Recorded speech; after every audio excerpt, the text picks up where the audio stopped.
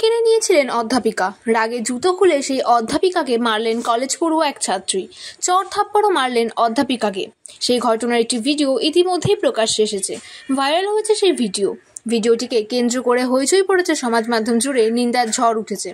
সংবাদ মাধ্যমের প্রতিবেদন অনুযায়ী ঘটনাটি ঘটেছে অন্ধ্রপ্রদেশের বিশাখাপত্তনমের একটি বেসরকারি ইঞ্জিনিয়ারিং কলেজে। সেই ভিডিওয় দেখা গিয়েছে কলেজ চত্বরে ফোনে কথা বলছেন এক কলেজ পড়ুয়া। এক অধ্যাপিকা সেখানে পৌঁছে ওই পড়ুয়ার কাছ থেকে ফোন কেড়ে নিলেন। সঙ্গে সঙ্গে অধ্যাপিকাকে ফোন ফেরত দিতে বললেন তরুণী, কিন্তু অধ্যাপিকা তার কথায় পাত্তা না দিয়েই চলে গেলেন। এরপরেই রেগে যান ওই তরুণী। অধ্যাপিকার ওপরে চড়াও হলেন তিনি। জুতো খুলে তা দিয়ে আঘাত করলেন অধ্যাপিকাকে। চড়থাপ্পড়ও মারতে থাকলেন। এরপর কয়েকজন এসে ওই তরুণীকে নিরস্ত করলেন।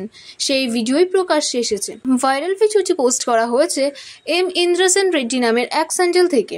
ইতিমধ্যেই বহু মানুষ দেখেছেন সেই ভিডিও দেখে কড়া প্রতিক্রিয়া জানিয়েছেন নেটাগরিকেরা।